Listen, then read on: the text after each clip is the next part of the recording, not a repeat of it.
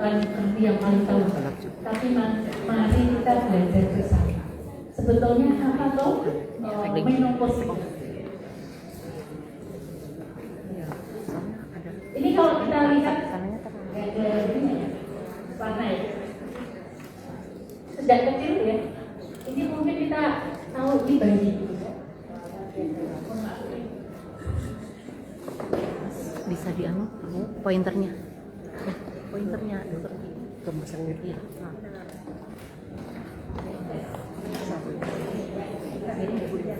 Sejak kecil ya, itu lahir luar biasa. Ibu-ibu di sini merawat bayinya dengan baik. Kemudian centil ya, NMB gitu ya. Ini dan mulai masuk di reproduksi, tambah cantik, gitu ya, menawan. Ini kalau ganti tadi saya biasanya aktif sekali tidak gambarnya. Nah, kalau sudah tambah lagi usia sudah berbeda, tambah kemudian juga tambah berat badan nanti tambah bertambah juga jadi masalah. Nah, ini suatu saat kita akan mengalami hal. Mudah-mudahan diberikan umur panjang bermanfaat Bisa pas balik ini insya Allah, sehingga kita nanti umur panjang kita bisa menjadikan suatu ibadah. Oh gitu.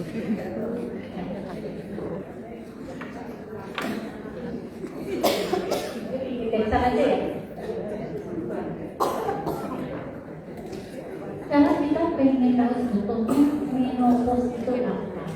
Ya. Menopause itu kalau pada perempuan itu berhentinya menstruasi secara permanen. Artinya apa? Ya benar. Nah, biasanya menopause itu terjadi pada usia 45 sampai 55 tahun. Rata-rata biasanya 50 tahun. Sehingga ini adalah sesuatu yang khusus. Kadang kita tidak bisa lagi untuk meminta kalau sudah mau menopause itu mudah-mudahan kalau saya tadi banyak saya masih ingat lagi gitu ya. Kalau sudah menopause karena ini adalah fungsi dari sel telur itu sudah habis. Kalau dia sudah 12 bulan berturut-turut itu ya. Jadi kalau nanti saya menopause sudah atau tidak ya. Kalau di situ sudah 12 bulan berturut-turut, artinya ini adalah sudah terjadi suatu menopause. Nah, mengapa bisa terjadi suatu menopause? Jadi ketika kita dirahim seorang ibu, ya luar biasa itu kita. Kalau bayinya adalah perempuan, ternyata jumlah dari sel telur itu sudah tetap, sudah ditentukan di sana. Nah, dengan bertambahnya usia itu, jumlah sel telurnya akan semakin habis. Nah, pada menopause itu sudah tidak ada lagi sel telurnya. Tentunya sel telur itu akan memproduksi yang namanya hormon estrogen dan progesteron. Ibu-ibu di sini yang cantik-cantik ini karena hormon apa? Karena hormon estrogen. Ya. Betapa pentingnya estrogen ini. Nanti kita akan bahas lagi. Selain kita hanya cantik, tapi betapa pentingnya estrogen itu bagi seorang wanita. Ya. Nah, ketika sudah terjadi menopause itu merupakan satu fase alami di dalam satu proses penyakit. Ada suatu bahwa semua penyakit ada obatnya, kecuali penyakit apa? Penyakit tua. Nah, ini adalah sesuatu, ini adalah alami. Nah, mudah-mudahan nanti kita bisa mengetahui bagaimana gejala-gejalanya kalau ini terjadi suatu menopause. Bisa kita lihat di sini, ketika 20 minggu seorang wanita dirahim ibunya, jumlah sel telurnya ini berapa? 6 juta. Udah tertentu ini sudah patok bangun ya, udah nggak bisa lagi ya, karena ini sudah seperti ini kodratnya. Begitu lahir tinggal 2 juta. Saya sudah pernah bertanya kepada Profesor Prof, kenapa ya dari 6 juta kita tinggal 2 juta? Ya kita nggak tahu. Pasti Allah lebih tahu merahasianya ketika lahir dengan 2 juta. Ketika masa menopause pada saat dia awal-awal tinggal separuhnya, begitu menopause turun lagi ya sampai ini habis. Sehingga apa? Jumlah sel telur yang luar biasa ini sudah tidak ada lagi pada menopause yang nanti menghasilkan hormon-hormon yang sangat diperlukan oleh tubuh kita, organ-organ kita. Sehingga apa? Di situ cadangan ovariumnya sudah rendah karena disitulah kita sudah mengalami proses pernikahan. Nah, bagaimana tahapan dari menopause? Ketika kita sebelum pramenopause biasanya itu siklus menstruasinya atur, ya. Biasanya kita nggak pernah, kadang ya bersyukur, kadang kita juga nggak pernah minta mudah-mudahan siklus saya kayaknya berovulasi, itu nggak pernah dalam satu doa kecuali kalau doa khusus pada pasien ini anak itu ya. Tapi biasanya kita mengesampingkan, tapi sebetulnya Allah luar biasa memberikan siklus menstruasi itu yang masih teratur pada seorang wanita. Karena ini betul-betul kalau seorang wanita itu sudah menstruasi ya, ibu-ibu yang punya anak perempuan kan benar-benar anak saya berarti perempuan tenang ya. Itu kalau enggak putrinya enggak haid aja sudah luar biasa khawatirnya. Nah, ketika terjadi suatu perimenopause itu siklus menstruasi mulai tidak teratur. Ya, ini yang kadang jadi masalah. Haid saya sedikit, kadang belum berapa lama dapat haid lagi. Nah, padahal siklus normal pada seorang wanita itu berulang antara 24 sampai 38 hari. Jadi kalau misalnya tadi siklusnya teratur, biasanya kalau saya kok siklusnya sebulan 2 kali, tapi tanggal 1 mulainya, yang kedua tanggal 25 masih normal, karena 25 kurang 1 masih 24. Loh, sampai yang siklusnya sebulan sekali, tapi yang satu tanggal 1 Januari, yang kedua 28 Februari, walaupun itu sebulan, tapi itu tidak normal karena itu lebih dari 38 hari. Nah, ini yang mungkin ilmu yang nanti bisa disampaikan kepada nanti semuanya ya, kadang-kadang di sini bisa menyampaikan seperti ini ya. Nah, kalau ini sudah tidak teratur, biasanya sering datang kepada dokter terase ya, supaya nanti apa? Gimana tuh saya terganggu badannya. Nah, ketika ini menstruasi terakhir, di situ dimulai 12 bulan setelah menstruasi terakhir, ya sudah tidak haid lagi, inilah yang disebut menopause. Nah, pasca menopause, akhir dari siklus menstruasi, di situ tentunya muncullah gejala-gejala menopause. Apa bu gejalanya? Biasanya kalau menstruasi tidak teratur, datangnya gimana? Lebih cepat, kadang lebih lambat, atau kadang hilang tiba-tiba. Nah, saya mau sudah saya tidak mau lihat dari sisi yang lain. Kemudian lebih lagi di sini ada namanya kelas rasapan dada. Makanya biasanya kalau sudah bawa kipas-kipas gitu ya, ini ada.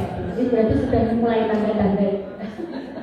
Makanya kalau dagang itu biasanya kan souvenirnya kipas ya, karena banyak ibu-ibu yang sudah mendekati menopause. Rasa panas mendadak, tubuhnya panas di wajah dan di tubuh serta diserang keringat. Ya. Kemudian terjadi keringat malam, tubuh berkeringat kemudian saat tidur. Kemudian terjadi suatu gangguan tidur, sulit tidur, ya, tidak nyenyak, ya, atau sering terbangun di malam hari. Itu apakah itu bukan suatu anugerah? Anugerah juga kalau yang terbangun malam hari kita bisa sholat, bisa berdoa gitu ya. Makanya Allah sudah mengatur sangat luar biasa ya siklus pada manusia itu. Ya. Nah, gejala lagi ya biasanya lelah. Kalau dulu ibu belum 40 tahun mau mana-mana haid, dan sekarang sudah 10 dan sewu dan anak sudah berubah. Aku harus lelah, harus kesel dulu gitu ya. Nah ini sudah, karena memang itu adalah suatu fisiologis ya. Kelelahan tanpa aktivitas berat. Padahal sebetulnya saya tadi juga belum apa-apa loh ya. Tapi inilah suatu fisiologis yang bisa terjadi pada orang terus. Nah ini nyeri sendi, nyeri otot ya, tulang terasa kaku dan sendi nyeri tanpa sebab. Ini pasien-pasien yang datang penyakit dalam. Bu Zainal mesti tahu ya pasien yang Pak Dokter Zainal ya. Keluhannya ya seperti ini ya. Banyak mereka yang datang ke penyakit dalam ya, dengan karena keluhan tulang terasa kaku, sendi nyeri ya. Kemudian di situ kulit kering, rambutnya rontok ya. Kalau dulu rambutnya bisa sangat indah ya, tiba-tiba. Nah, kemudian juga terasa ini ya, panas juga ya, dari serang keringat juga, perubahan berat badan. Karena estrogennya menurun ya saat menopause, ini tentunya memperlambat dari metabolisme, sehingga lemaknya lebih mudah ditumpuk, terutama di daerah perut. Nah ini kesukaan ibu-ibu, timbang berat badan tiap hari tambah enggak karena nggak ada yang takut untuk timbang nanti nggak ketahuan sembuhnya. Nah kemudian di situ ada suatu pengaruh menopause pada kesehatan apa? Resiko osteoporosis meningkat ya. Tentunya kita harus mengkonsumsi, nanti dokter Eda akan menjelaskan kalsium, vitamin D, dan kita nggak boleh malas. Lakukan latihan tubuh jalan kaki, senam ringan. Juga kadang kita harus memeriksa kepadatan. Nah, ini juga risiko penyakit jantung Bu meningkat. Dulu pada saat muda perempuan itu jarang sekali yang jadi diabetes. Karena lebih banyak pada mereka yang laki-laki. Tapi begitu menopause kita sudah sering rasanya. Kok nyetel radio kok banter-banter malah deg-degan aja. Ini tanda-tanda bahwa ini adalah ada suatu perbedaan ya di jantungnya ya. Makanya sebenarnya harus menghindari makanan yang berlemak ya. Tapi yang berlemak goreng itu enak loh ya. Ini tentunya kita harus istiqomah, harus menyadari karena ini bukan usia kita lagi untuk seperti itu, menyukai hal-hal yang demikian ya. Ya. Kemudian juga metabolisme melambat, artinya harus menjaga pola makannya, bahkan aktivitas perbanyak sekarang pada menopause asupan protein. Nah ini gangguan saluran kemih, ini tugasnya nanti dokter Asri. Saya tinggal membagi saja ini. Nah ini juga gangguan pencernaan, konsumsi kerja harus konsumsi makanan yang tinggi serat, minum air juga harus cukup. Hindari yang makanan-makanan pedas yang dulu mungkin lombok seperempat itu sudah dimakan sendiri, sekarang sudah berkurang ya. Dan juga makanan yang berminyak dan juga makanan yang terlalu manis. Nah, apa yang bisa dilakukan? Tentunya gaya hidup sehat ini adalah kuncinya. Ya. Bagaimana nanti kita bisa melakukan suatu aktivitas ini dengan berolahraga dan sebagainya, ya, sepeda, ya, kemudian istirahat dan sebagainya, ini yang merupakan sesuatu yang gaya hidup yang harus kita lakukan. Olahraga rutin membantu menjaga berat badan, bagaimana mengurangi stres. Orang menopause biasanya juga banyak yang stres ya, nah, jangan sampai stres nanti. Nah, juga kita nanti bisa menjelaskan. Kemudian juga memperkuat tulang, bagaimana olahraga itu 30 menit sehari dengan jalan kaki, bersepeda, senam ringan. Nah, yang paling penting adalah konsisten lebih penting daripada olahraganya terlalu berat. Jadi tidak seminggu sekali tapi sampai ngos-ngosan, tapi intensitas yang sering tetapi konsisten. Ya, ini yang lakukan. Nah, tentunya harus ada pola makan sehat sehingga banyak buah, sayur, terutama yang biji-bijian. Pilihlah protein tadi yang rendah lemak, ikan, tempe, bagus ya, yang kita konsumsi di Indonesia itu luar biasa sumber-sumber makanan kita. Nah, ini harus mengurangi gula lagi, kadang juga dikurangi. Ya, makanan-makanan yang siap saji olah, makanya dulu orang-orang yang di daerah desa kan sehat-sehat. dia memasak sendiri. Hanya juga dia banyak yang panen dari tempatnya sendiri. Nah ini kita jangan beralih untuk makanan olahan di situ banyak nanti zat yang ditambahkan. Kalsium, vitamin B untuk perbaikan tulang. Ya. Bagaimana tidur yang cukup dan terkualitas 7 sampai 8 jam per malam membantu memperbaiki mood, ya kadang emosi dan sebagainya. Nah ini hormon ini juga nanti mempengaruhi ya. Hindari minum kopi yang berlebihan atau juga sekarang ini banyak sekali yang kita main gadget yang tidak berfungsi itu ya, tidak manfaat, ini dikurangi ya sebelum tidur. Kemudian kita akan mendengar tidur yang nyaman, kamarnya juga tenang, cahayanya redup, suhunya juga sejuk, sehingga pola tidur kita itu tidur yang sangat berkualitas. Ini adalah bagaimana mengurangi kopi, alkohol, dan rokok, bagaimana tidak big old plus. Seperti itu. Alhamdulillah kalau ibu-ibu di tempat kita tidak ada yang meminum alkohol ya, tapi mungkin ini ada yang minum alkohol untuk suasana hati dan juga seperti kemudian alhamdulillah kita tidak ada yang merokok. Nah ini dari merokok ya, karena ini adalah mempercepat menopause dan menimbulkan suatu resiko penyakit.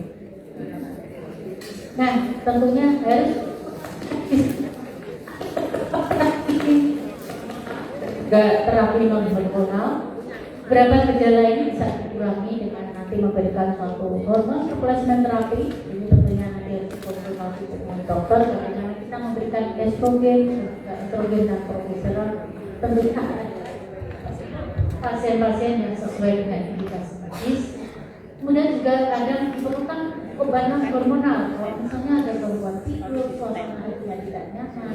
Nah ini ada suatu pelumas vagina dan terapi lokal. Hati-hati, walaupun kita ini sudah menopause, kewajiban kita kalau kita masih memiliki suami adalah sang suami harus melakukan suatu kewajiban kita. Ini kita tidak boleh untuk menolak ya, karena nanti kalau mulai itu dilaknat. Ya, ini betul-betul kita harus memahami ini dan tentunya suami juga harus bisa mengerti. Nah, dengan adanya memberikan suatu beberapa terapi estrogen lokal, kemudian juga tentunya harus konsultasi ke dokter ya, sebelum memulai terapi. Ini nanti kalau ada keluhan itu bisa di minimal mungkin gitu ya. Kemudian juga luar biasa dukungan keluarga dan lingkungan makanannya tadi saya lihat di sini sangat guyup sekali ya ibu ini baik yang tua dan muda. Ini karena ini membantu untuk mengurangi gejala menopause ini. Menopause tidak harus dihadapi sendiri. Keluarga dan teman bisa jadi penyemangat dan pendengar. Jadilah penyemangat dan pendengar yang baik. Kita harus berani bercerita agar perasaan itu menjadi lebih lega. Kalau dipendam itu kan mungkin unek-unek sendiri itu ya, tapi begitu diluarkan kita jadi lega. Makanya dengan adanya seperti menopause itu kita saling untuk mengerti, karena memang ada suatu emosi-emosi yang menghadang. Ini adalah karena fisiologi seperti ini.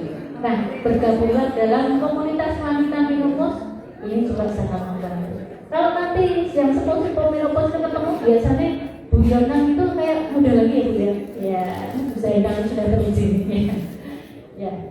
Kemudian di situ, nah ini yang terakhir slide yang ditunggu-tunggu slide selesai. Ini ya. Pahami, hadapi, nikmati. Menopause adalah bagian alami dari hidup. Jangan takut, tetap sehat dan bahagia. Terima kasih dari yang sudah bermaaf. Kembalikan kepada. Terima kasih banyak Dr. Uki atas ilmu yang disampaikan. Dr. Uki mohon kembali ke tempat dulu. Nanti kita diskusi panel ya, ya. Baik ibu-ibu semua, kalau ada pertanyaan disimpan dulu. Nanti kelas kedokteran Universitas 11 Maret, kemudian melanjutkan spesialis di Universitas 11 Maret lagi. dan melanjutkan subspesialis di Fakultas Kedokteran Universitas Gadjah Mada. Mohon izin dokter, kami persilahkan. Ya, tepuk tangan untuk narasumber kedua kita Ibu-ibu, semoga masih semangat untuk mendengarkan. Silakan dokter.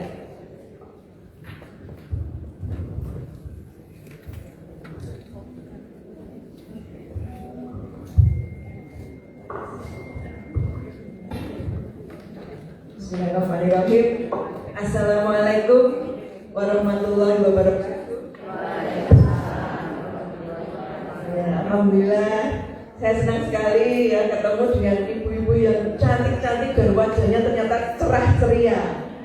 Usia tidak jadi masalah. Ya, tepuk tangan untuk kita semua yang luar biasa. Saya di sini merasa ayem, istilahnya ayem. Kenapa? Ya, karena saya merasa berbangga hati dan berbesar hati. Saya pikir tadi toh awalnya yang rawuh itu sepuh-sepuh, sebenarnya dulu semua.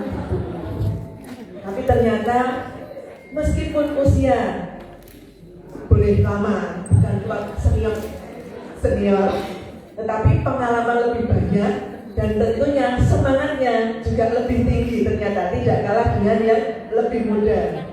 Tepuk tangan lagi sekali lagi untuk kita semua. Baik ibu-ibu yang saya hormati dan saya muliakan, sebenarnya saya di sini bukan lebih tahu dari penjenengan semua ya, tapi saya didahului sama Bu Nining dalam hal ini. Dokter Eriana nanti ikut bicara ya. Ya kalau masalah ngomong aja ya itu hobi saya, jadi saya ya senang-senang aja ya, apalagi di sini wah ada Bu Surono segala ini, Bu Suryono ya, kemudian ada saya yang di sebelah sana, Bu Tejo kalau nggak salah, kemudian Ibu Ambar, ada Raul di sini, banyak sekali yang sebenarnya lebih pengalaman dari saya yang ada di sini, sehingga mohon maaf jika nanti apa yang akan saya sampaikan itu panjenengan saya yakin sudah lebih tahu dan lebih mengerti. Lebih baik kalau kita refresh mengenal kembali atau mengingat kembali, mengulang sedikit, mudah-mudahan nanti bermanfaat. Dan saya sangat berterima kasih pada Ki, karena apa? Yang mau saya sampaikan itu sebenarnya sudah disampaikan semua sama Dr. Uki gitu. Kalau nanti ada yang overlap, ada yang double, ya saya kira mohon dimaklumi ya ibu-ibu sekalian. Baik, yang bukan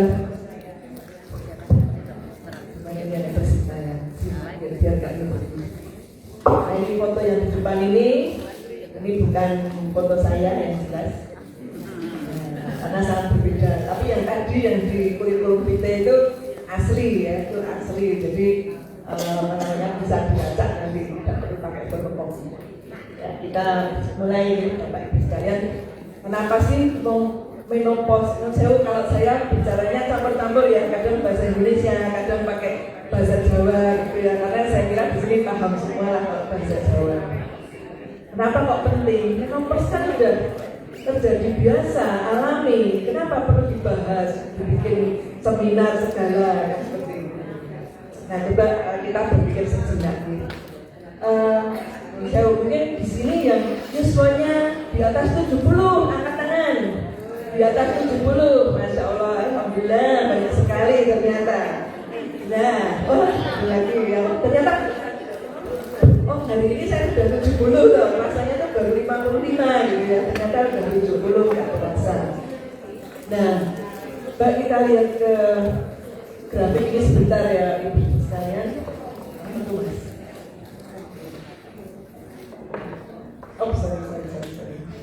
Ya, saya baca dulu.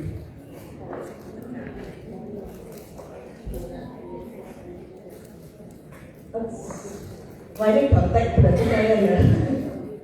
Sudah mulai di grafik ini. Di sini tampak ya, ibu sekalian, ada yang warna merah ya. Warna merah ini adalah perkiraan kira-kira rata-rata umur menopause itu kalau saat ini ya di Indonesia maupun di dunia rata-rata itu sekitar 51-52 tahun. Tapi ada beberapa yang lebih dari itu ya. Mungkin ada 60,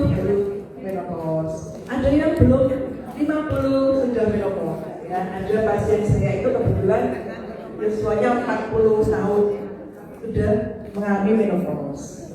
Kalau 40 ke atas itu masih normal, dinamakan menopause yang normal. Tapi kalau kurang dari 40 tahun itu dinamakan menopause dini, terlalu awal misalnya. Ya, sebabnya bisa macam-macam.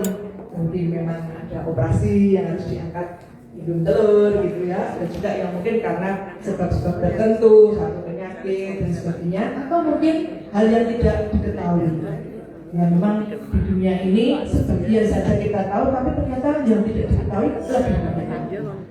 Nah, kalau usia menopause itu tetap ya, sekitar ya umur 51-52, tetapi kalau kita perhatikan angka harapan hidup semakin meningkat di Amerika. Coba Bapak Ibu perhatikan nih, mungkin kalau sekitar tahun 45, tahun 50 itu dibandingkan dengan yang sekarang yang usianya di atas 80, itu kira-kira lebih banyak mana? Pikir sebentar ya, 1-2 detik gitu. Banyak yang dulu. Ya, kualitas hidupnya bagaimana? Artinya apakah banyak yang harus baring di tempat tidur dibandingkan sekarang atau bagaimana Bu? Lebih sehat ya, yang di daerah pedesaan. Tapi bisa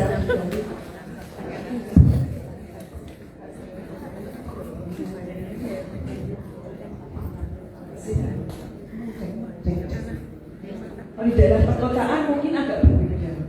Di daerah perkotaan itu zaman dulu lebih banyak yang baru usia 40, 50 itu tidak ada ya. Jadi kira-kira nanti sekitar tahun 2025 atau 2035 ya, itu akan makin banyak tidak hanya wanita tapi juga bapak-bapak ya, pria itu yang usianya makin panjang. Jadi angka harapan hidupnya itu lebih panjang, sehingga diperkirakan sekitar 10 tahun ke depan itu akan banyak sekali lansia yang berusia di atas 60 ya, lansia itu mungkin jadi lebih banyak perbandingannya dibanding dengan yang usianya sekitar usia reproduksi 25 sampai 40 tahun. Nah, sehingga perlu dipikirkan ya, negara ini harus berpikir juga bagaimana nanti menghadapi kalau lansianya banyak, apalagi kalau ya perlu bantuan orang lain, misalkan tidak bisa mandiri gitu, misalkan ke kamar mandi harus turun dan sebagainya, tapi ada yang tidak bisa jalan ke kamarnya. Nah, itu kita perhatikan. Nah, kenapa saya matur demikian? Karena sebagian dari lansia tersebut adalah wanita gitu ya. Terutama kalau usianya sudah 60 tahun, kebanyakan kita bisa katakan pasti lah ya, tanda kutip itu mengalami menopause.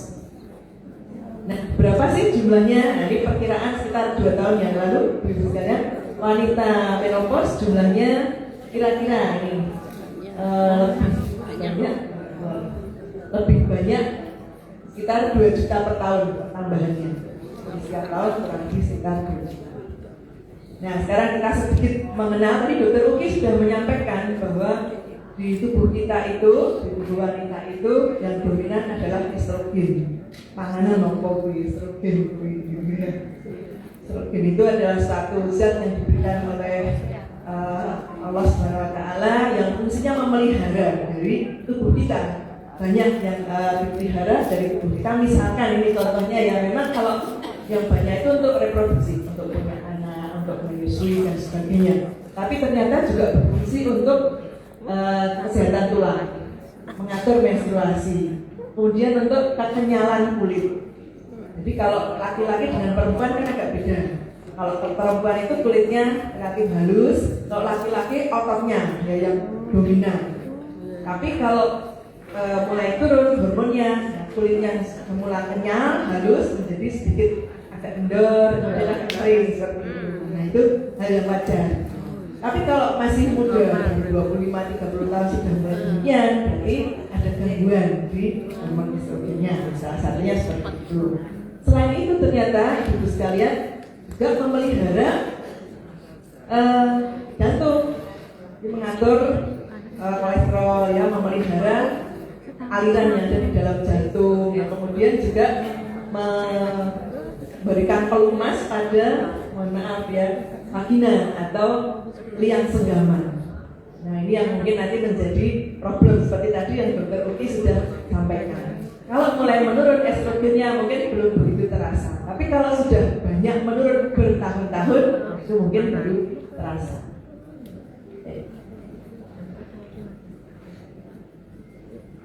Nggak mau. Next, minta tolong dibantu. Next.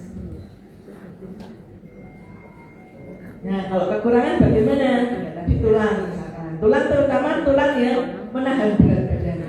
Tulangnya jadi lebih gampang rapuh atau kropos. Ya memang tidak langsung kropos itu enggak, tapi bertahap. Tapi jangan khawatir, nanti bisa dicegah istilahnya supaya tidak terlalu cepat. Nah, kemudian kulit dan sebagainya ya. Ini fungsi-fungsi dari estrogen. Salah satunya juga adalah menguatkan ingatan, daya ingat. Sehingga kalau sudah mulai berkurang estrogennya dalam waktu yang lama, itu daya ingatnya juga makin berkurang. Nanti bagaimana kiatnya supaya kita bisa memelihara itu. Memang proses yang tidak dapat dihindari, tetapi insya Allah menjadi kans atau menjadi tantangan berikut. Nah, kalau kok begini ya kita kan gitu. Tapi jangan khawatir, kita semua itu pasti akan mengalami. Jadi mengapa takut menjadi menopause? Ini ada beberapa yang menyatakan bahwa tapi pun dokter, keluar itu nambah kulitnya jadi keriput, padahal keluarnya kan modern atau model gitu ya kerjaannya.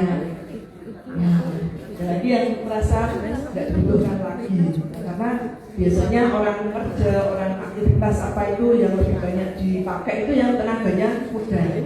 Nom-nom kayak lo, ya, ya tahu nom kok saya arang sing apa ya minta nasihat atau mungkin minta arahan dan sebagainya.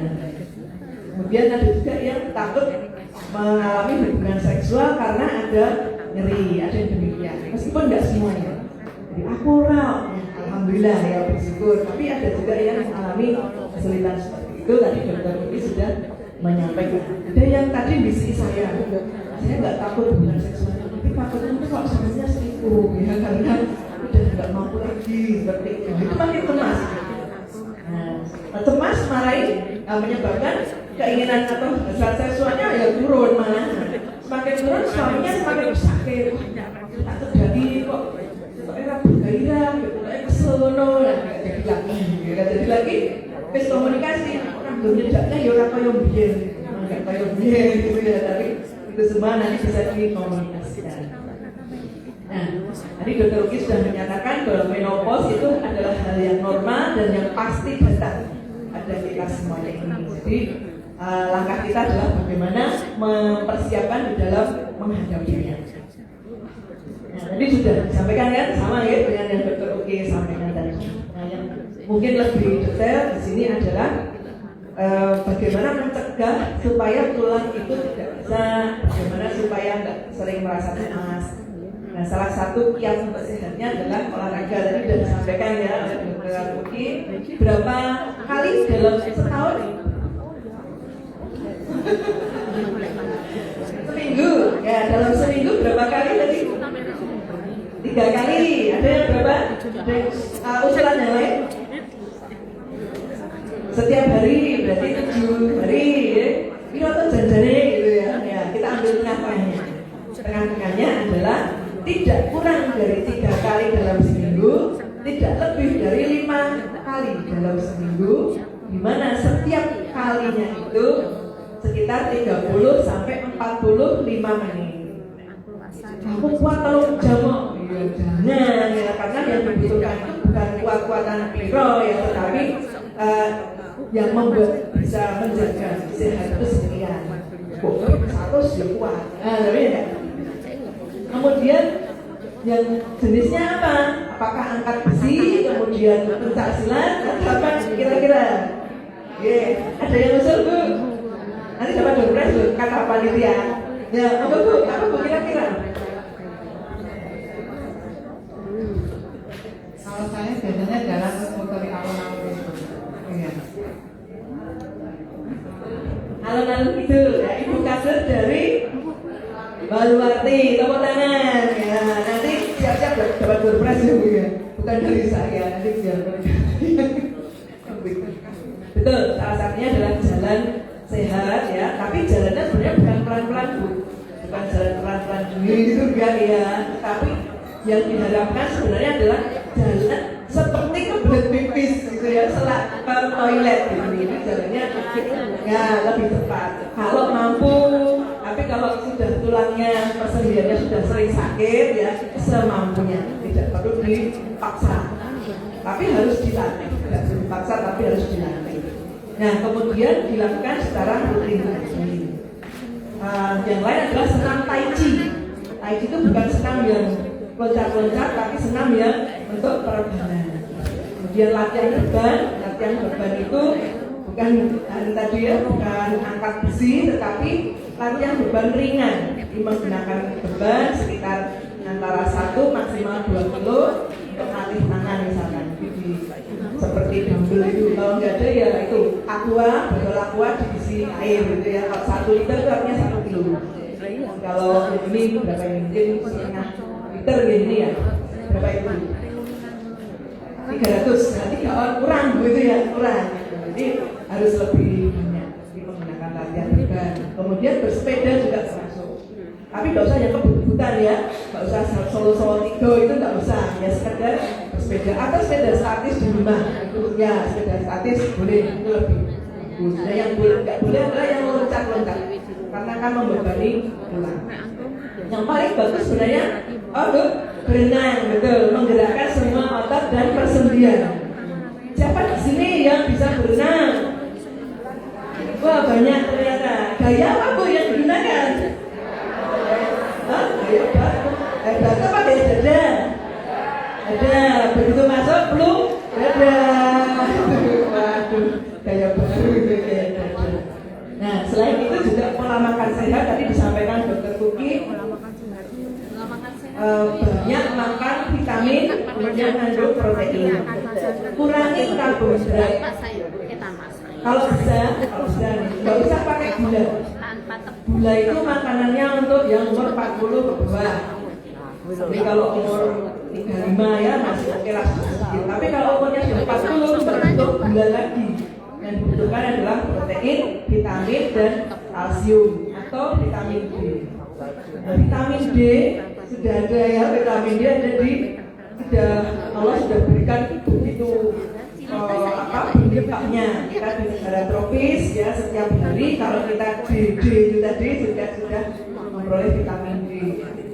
D itu yang bagus sebenarnya ya ini kalau dulu ya, bukan yang pagi tapi yang agak siang ya, jam 10, jam 12 malah ternyata yang bagus seperti itu. Cuma nanti kulitnya jadi rusak ya, karena ultraviolet itu paling kuat. Kemudian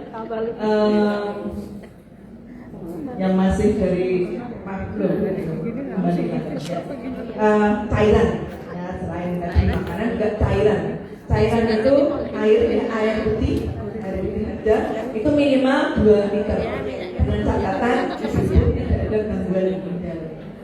Kalau ada gangguan ginjal justru harus sedikit mengurangi untuk cairan. Kira-kira 2 liter per hari. 2 liter itu kalau botol yang besar itu yang 1.500 itu tambah. Atau kalau gelas biasa, gelas bimbing, sekarang masih ada enggak gelas bimbing itu? Masih ada. Gelas bimbing itu kira-kira sekitar 250 cc. Jadi kalau 2 liter ya kira-kira sekitar 8.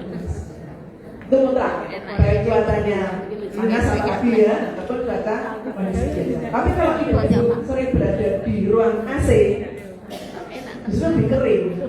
Itu harus lebih. Itu. Ya kemudian istirahat cukup sudah tadi ya. Kelola stres itu apa ya? Jadi rasa apa-apa dipikir gitu ya, apa-apa dipikir. Nah itu malah stres. Kalau stres itu perlu, tapi sampai dipikir itu jadi menimbulkan masalah. Pemeriksaan rutin, nah ini coba diantara ibu di sini wonten boten ingkang setiap bulan pergi ke posyandu lansia. Pos lansia. Semua? Alhamdulillah, tepuk tangan untuk kita semua. Sudah menjalankan sebenarnya. Di depan tadi saya sampaikan, ibu semua itu banyak pengalamannya dan lebih tahu.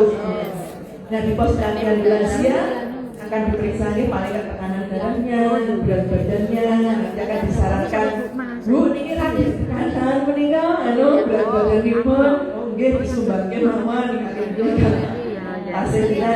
Itu kemudian di laboratorium, sekarang juga ada programnya di puskesmas, di kelurahan-kelurahan juga ada sekarang.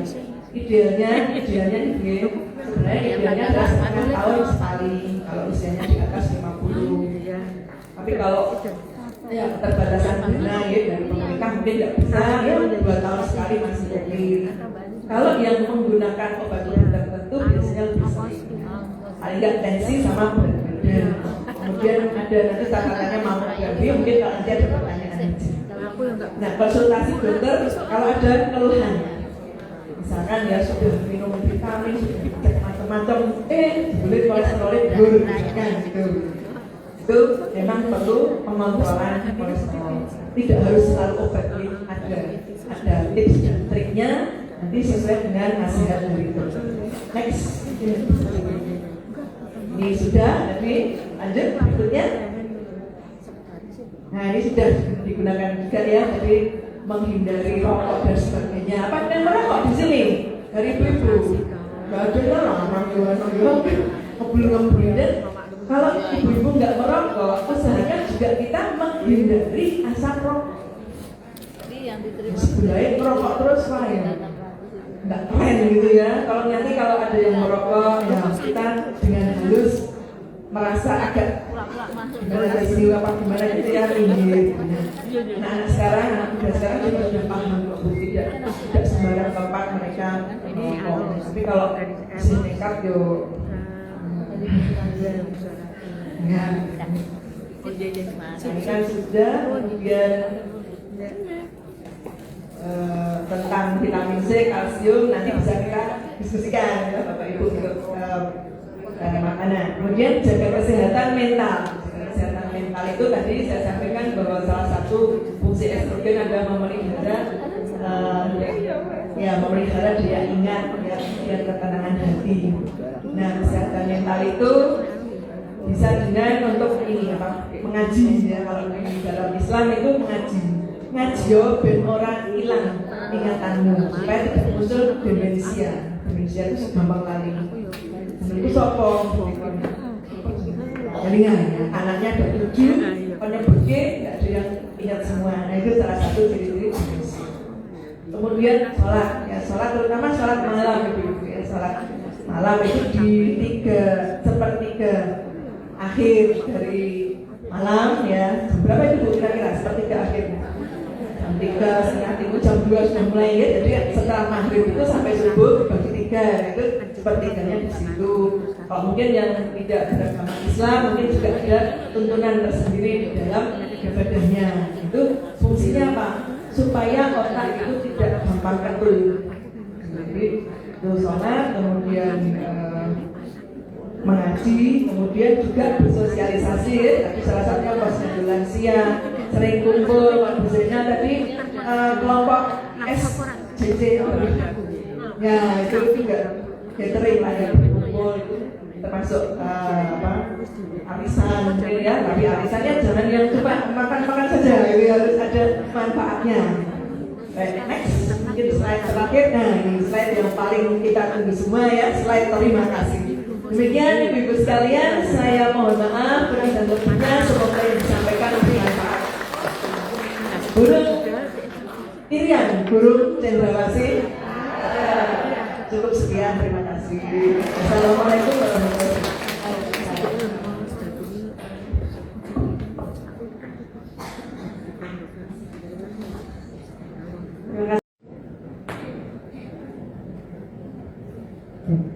Assalamualaikum warahmatullahi wabarakatuh. Terima kasih Ibu Revi, Ibu Idi ya, Ibu Kader. Masih semangat Bu? Nggak ngantuk? Yakin? Yakin ya? lanjut. Ini keluhan berkemih saat menopause ya Bu. Ada yang tahu Bu divisi uroginekologi itu apa? Pipis-pipis katanya. Lagi, ada lagi Bu? Beser. Oh namanya beser. Ya uro itu namanya untuk ke gangguan kencing. Nah ada ginekologinya. Jadi gangguan-gangguan di daerah yang vagina, anak-anak yang kelainan kongenital juga kita menangani ya. Yuk next. Nah ini yang awal tuh saya buat nanti keluarkan masalah dulu. Biasanya masalah terakhir, tapi saya keluarkan yang pertama ya. Nanti kita akan bicara dampaknya juga. Kita bicara inkontinensia urin, faktor risiko, diagnosis dan prolak. Ini dari semua yang ditulis ini, apakah ibu-ibu ada yang mengeluh kalau keluar pada saat batuk, pipis, bersin, keluar pipisnya? Siapa Bu? Coba angkat tangan. Kalau batuk, ada. Ibu udah S3 ya Bu? Udah S3? Apa Bu S3 Bu? Waduh betul, saya punya surprise. Ya rame ya Bu. Tapi jangan dilihat dari harganya, saya belum bungkus, buru-buru. Siapa tadi? Oh sudah banyak yang S3 di sini. Monggo. Iya. Bu. Ya next. Terus sulit menahan pipis saat keluar, saat berkemih. Ada nggak? Ada juga. Coba kandung. Banyak juga. Oh banyak S3 ya. Terus ada yang malu mau periksa. Ya nggak? Ah ini penyakit tua. Ya kan? Normal nggak usah diperiksain. Benar. Rata-rata kayak gitu. Nggak tahu tempat berobatnya kemana. Biasanya pada periksanya ke urologi. Benar apa enggak? Nah sekarang kalau udah tahu ada dokter uroginekologi. Ya, jadi periksanya gangguan-gangguan itu ke urogin. Kemudian ada yang tenaga medisnya juga, perawat, bidan, dokternya juga banyak yang nggak tahu karena memang urogin itu ilmu baru. Ya, sebenarnya ilmu udah lama cuma dibikinkan divisinya sudah baru ada 60-an sekitar dokter spesialis urogin se-Indonesia. Nah, dampaknya apa? Jadi karena tadi sering beser, malu, males, nggak mau pergi, ya nggak Bu, rendah diri, harus pakai warna, pakai dalamnya yang gelap, ya. Kemudian terikat dengan toilet, diajak cucu-cucunya pergi, ayo Ti, pergi. Pertanyaan pertama, deket toilet nggak? Iya apa iya? Toiletnya deket enggak? Ya itu, semua orang tua kalau diajak nyari toilet, mindsetnya udah tak duluan. Nggak mau berkunjung ke tempat-tempat ramai, iritasi karena suka pakai pampers, ya toh, baunya kan nggak sedap. Tadi sudah disebutkan gangguan hubungan seksual, ya akhirnya terisolasi atau mengisolasikan diri. Nah, ini karena tadi sudah disebutkan menopause itu pada saluran kencing kita terjadi atrofi urogenital. Jadi penipisan gitu, epitelnya menipis, kemudian penipisan supporting tisu dan berkurangnya vaskularizasis, akhirnya timbul keluhan tadi ini vagina kering, gangguan kencing, kalau kencing sakit, sering kencing, kemudian keputihan, ada infeksi, berhubungan sakit dan lain sebagainya. Kemudian pada orang menopause enggak gitu. Pointernya atas. Oh iya. Ada orang menopause ini Bu. Nah, estrogennya kan tadi sudah dibilang sama Dr. Uki dan Dr. Eliana, estrogennya akan menurun. Ya, pH-nya akan kira-kira 6 itu, kemungkinan untuk terinfeksinya sangat tinggi untuk infeksi-infeksi. Nah, ini kita sebut gangguan dasar panggul atau pelvic floor disorder. Satu dari 4 wanita mengalami PFD yang asimptomatis, kadang nggak ada keluhan, jadi nggak mau periksa. Ya, dia akan meningkat pada usia peri dan postmenopause, usia-usia hati-hati yang di atas 60 tahun. Nah, terus prevalensinya yang akan membutuhkan terapi kita perkirakan 56% pada 2050. Sekarang sudah mulai banyak orang-orang merujuk ke uroginekologi, dia sudah mulai tahu lah ada urogen. Nah di Amerika yang paling banyak adalah inkontinensia urin 17%. Nah tadi sudah disebutkan menopause itu estrogennya berkurang. Estrogen itu padahal mempengaruhi nih saluran kencing nih, dari mulai ureter, kandung kencing, dan saluran yang paling luar namanya uretra. Ya keluhannya inkontinensia, akhirnya pipisnya berlebih, bangun di malam hari sering ya, atau kesulitan berkemih lainnya. Nah inkontinensia itu apa sih? Bahasa kerennya ya Bu, bahasa kedokterannya. Jadi dia pengeluaran urin yang tidak terkontrol yang mengakibatkan gangguan higien dan sosial dan dapat dibuktikan secara objektif sehingga mengganggu quality of life. 15-55% itu penyebabnya adalah stres inkontinensia urin atau tadi kalau batuk keluar pipisnya. Nah penyebabnya apa? Ada yang intrinsik dan ekstrinsik. Nah usia, genetik, ras, kelainan bawaan dan hormonal itu masuk yang intrinsik. Sedangkan yang ekstrinsik itu kita hamil. Semua wanita yang mengalami kehamilan, persalinan, hati-hati di usia-usia 50 tahun akan ada keluhan di bagian uroginekologi. Kebiasaan buruk seperti tadi ibu-ibu tidak merokok atau meminum, dan konstipasi. Jangan salah, beraknya terlalu susah, 3 hari sekali, meden-meden. Nah itu harus dijaga Bu, karena konstipasi salah satu penyebab dari gangguan berkencing. Jadi harus banyak makan tinggi serat, olahraga, jangan yang akan berat itu menimbulkan inkontinensia urin atau riwayat operasi, batu kronis. Nah klasifikasinya ibu agak pinter dikit dah biar tidak dapat ilmu ya Bu. Walaupun pakai bahasa kedokteran, memang pembagiannya dibagi menjadi 2, ada true incontinent dan untrue incontinent.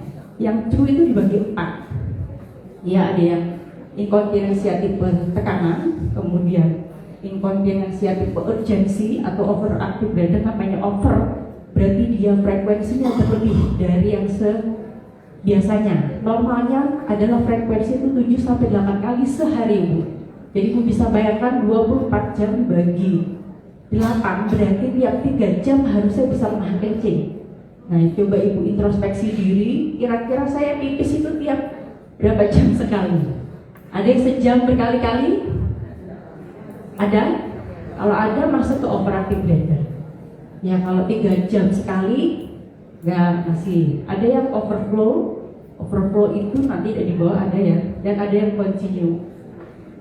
Kemudian, nah yang inkontinensia tipe stres, ini gambarnya orang lagi ada tekanan intraabdomen atau tekanan dari perut, batuk, bersin, ketawa terpingkal-pingkal, contohnya kayak Nunung.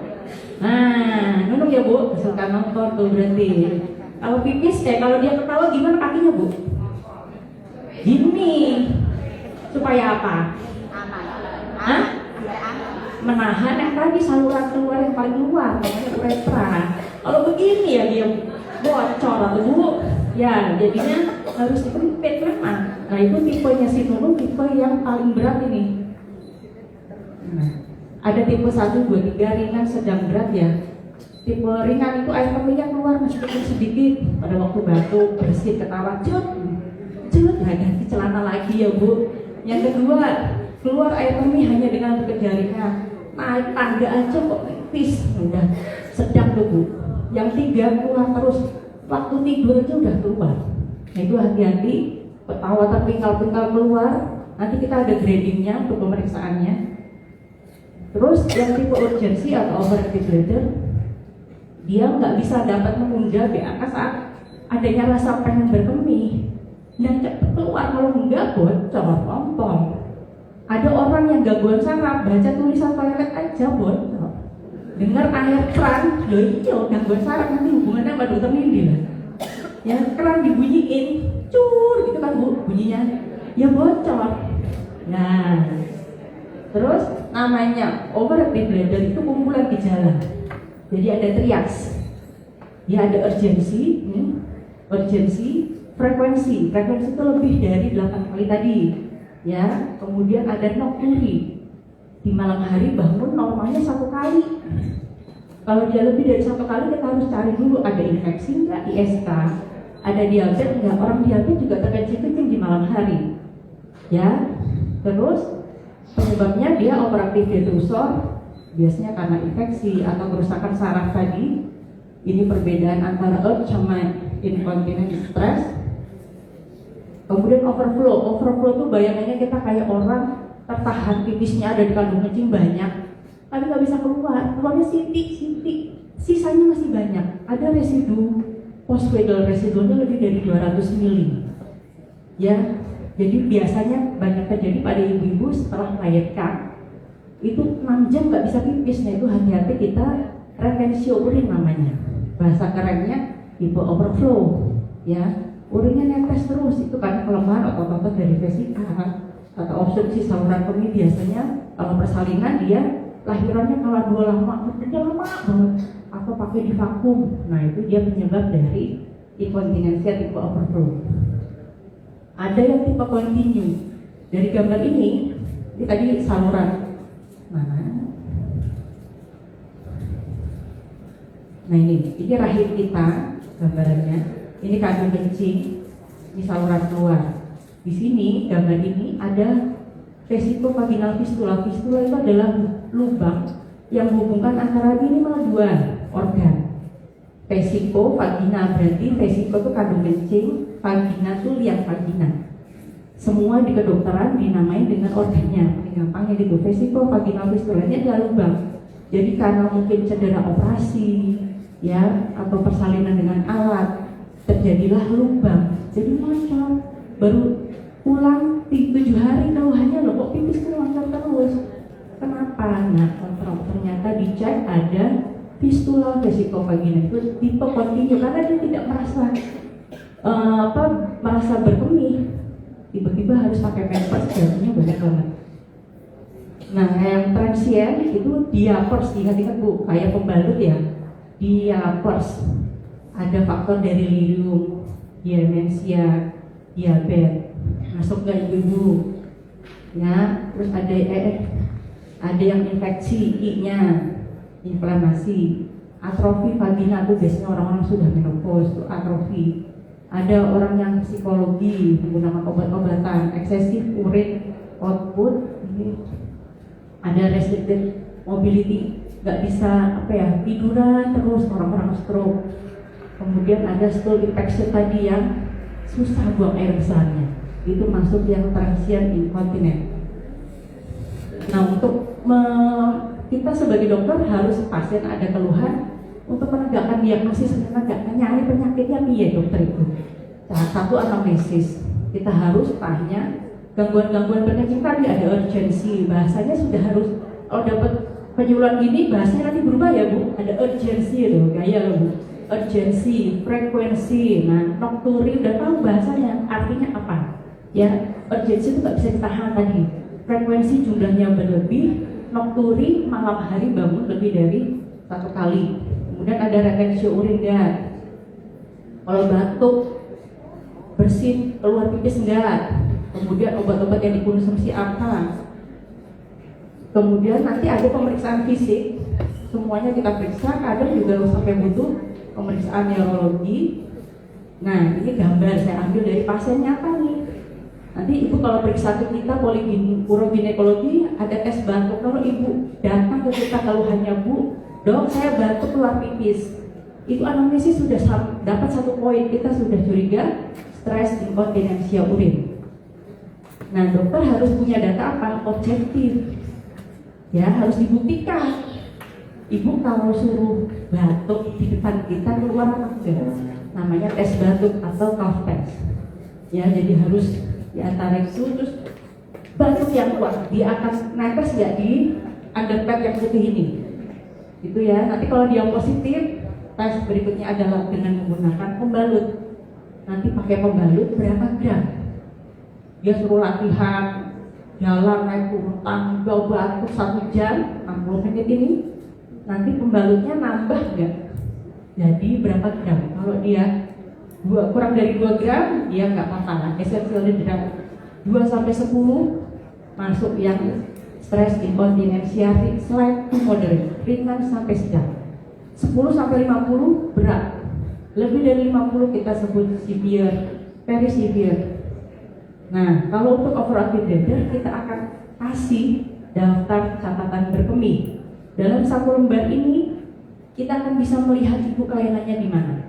Mulai dari minum sampai dengan buang air kecil dicatat, nanti kontrol 3 hari, isi 3 hari berturut-turut. Ibu kalau batuk keluar pipis kan ada. Nanti stres ditambah dengan urge, ibu namanya mixed incontinensia urine. Nah, jadinya terapinya akan berbeda lagi.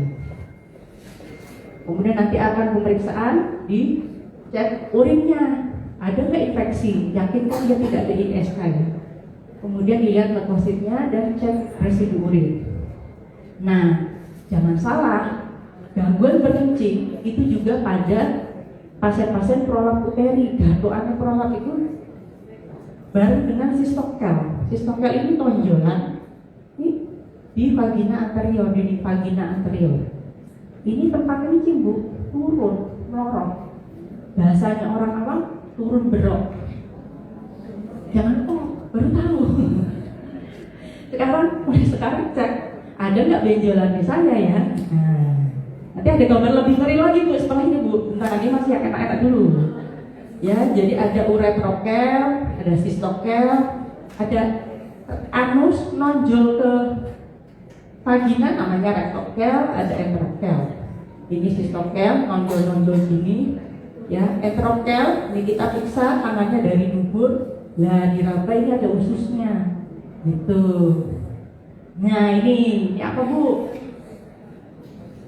Apa? Ada yang tahu? Hah? Gobel. Zena dulu. Apa? Apa bu? Ada apa? Hah? Ambeien kan? Ini kita bagian kandungan bukan ngurusin ambeien. Apa bu? Rahim. Mungkin rahim. Ada lagi yang tahu? Kandung mie 1, 2. Turun berok itu apa itu? Kandungannya benar bu. Ini rahim. Ini rahim yang gambar yang menakutkan yang saya tampilkan. Ya ini karena mana sih nih ini pasien yang sudah lama nggak datang menganggap itu hal yang biasa. Yang biasa di Indonesia itu datang ke kita sudah stadium 3, 4, 1, 2 nggak mau periksaan biasa, benjolan turun berok biasa, gak usah berobat ya apa ya? Iya nanti datang ke kita sudah grade 3, 4 kayak gini udah lecet-lecet. Ibu ini lecet-lecet, berdarah-darah. Ini mulut rahim bu. Ini mulut rahim disertai dengan polip cervix. Ini setelah diangkat masih turun berok lagi. Pasang ring, ini bekasnya ringnya tuh diambil udah keriput-keriput begini, ada yang putih-putih. Nah kalau ini anusnya naik ke yang vagina namanya rectokel nih, stadiumnya nanti sampai ada yang kayak gini nih kayak kepala bayi. Tapi itu anusnya yang naik ke vagina. Baru tahu ya? Oh. Nah gejalanya apa bu? Perasaannya mengganjel di vagina. Makanya bu ada ganjel-ganjel dikit periksa lah bu. Ya, nonjol, rasa sakit di pinggul, ada sistokel itu berarti dia gangguan kencing masih. Ya akhirnya tidak tuntas. Kalau ada rectokel nggak bisa menahan, sistokel nggak bisa menahan BAK, rectokel berarti gangguan ada buang air besar. Pengen tahu lebih lanjut, si prolap atau turun berok, mau tahu bu? Ya panggil lagi. Ya bu ya, kalau ada acara dipanggil lagi gitu ya bu. Ini kan jadinya gangguan kencing. Terus tata laksananya, nah ini ada untuk belajar training, ada Kegel, ada edukasi lifestyle dan pendidikan dasar. Nah untuk yang prolap bisa pakai ring pesari untuk memperkuat otot dasar panggul dengan cara Kegel exercise, pakai pesarium, kita menggunakan stimulasi otot listrik juga bisa. Jangan salah, nanti ada laser loh bu, akupunktur estrogen. Nah ini ditanya Kegel itu kayak apa sih? Nah ini kayak gini bu, Kegel itu sebenarnya bisa dilakukan saat berdiri, duduk, ngapain aja bisa bu. Ya Kegel itu dengan cara ini liang vagina ya Bu. Ini liang vagina. Dikontraksikan ototnya. Jadi seperti jari kita itu masukkan ke liang vagina, Ibu jepitkan. Nah itu berarti benar otot yang Ibu kontraksikan adalah otot-otot dasar panggul itu. Tapi ada orang-orang yang selalu jepit malah ngeden. Bukan ngeden Bu, jepit. Jepit itu kayak nahan mau kentut. Ibu di dalam lift, bayangin ibu di dalam lift mau kentut kan malu ya Bu. Piye? Kalau ototnya masih bagus harusnya bisa nahan, dijepit. Nah ini namanya kegel. Ya. Terus dilakukan 3 waktu yang berbeda setiap harinya, dibagi 10 kali kontraksi lambat dan 10 kali kontraksi cepat. Yang lambat itu 5 detik contraction, lemas, relaksasi 5 detik. Jadi ibu dalam hati ngitung 2, 3, 4, nah itu kontraksi. Lepas 2, 3, 4, nah. Tapi 10 kali. Jepit lagi, jiro, lupa, mau gitu. Pagi 10, siang 10, malam 10. Itu baru kontraksi lambat Bu. Nanti kalau udah sebulan bagus, naik Bu bertahap. Kita ke kontraksi 4. 2 kontraksi, 2 detik, 4 relax. Gitu ya. Nah ini tadi latihan kegel yang efektif, identifikasi otot yang tepat, harus benar-benar ototnya yang benar dulu ya. Untuk menjepitnya tadi kontraksi, terus diulangi siklusnya itu berulang-ulang. Hindari kontraksi dari otot pinggul, kemudian kontraksi cepat dan lambat itu bergantian. Sesi singkat yang sering bukan sesi yang panjang. Jadi singkat tapi sering. Nah, bagaimana kita tahu itu kegelnya sudah benar? Pastikan itu otot-otot dasar panggulnya. Tadi 2 jari dimasukkan ke perineum, jari telunjuk atau jari tengah 2 jari boleh dikontraksikan, dijepit. Ya, karena otot dasar panggul itu kuat dan lentur. Dia penting untuk diingat bahwa latihan dasar panggul adalah penguatan, bukan pengetatan. Nah, tadi sudah disebutkan tempe ya. Salah satunya di jurnal sudah ada 150 gram tempe per hari itu bisa untuk mengobati orang-orang menopause. Di urogen juga ada laser. Jadi jangan tahu laser hanya untuk muka. Kita bisa untuk rejuvenation di liang vagina kita. Terus nanti operasi ini nggak usah ya Bu. Nah ini pencegahnya. Berarti apa? Kita menjaga kebersihan, kita kegel, turunkan berat badan, kemudian cairan yang cukup, estrogen, olahraga, dan lifestyle. Ini sama, segera berobat ya jika ada keluhan, gangguan berkemih, jangan malu dan jangan takut. Dokternya ayo loh Bu, masa takut? Ya loh, dokternya cewek, entah yang cewek ada yang cuma di rumah sakit Marnes, gitu ya Bu. Yang satunya di rumah sakit Mardi. Asupan cairan yang cukup, lifestyle, turunkan berat badan dan olahraga. Terima kasih, mohon maaf, mudah-mudahan sedikit tapi bermanfaat. Assalamualaikum warahmatullahi wabarakatuh. Waalaikumsalam. Tepuk tangan untuk Dokter Asti.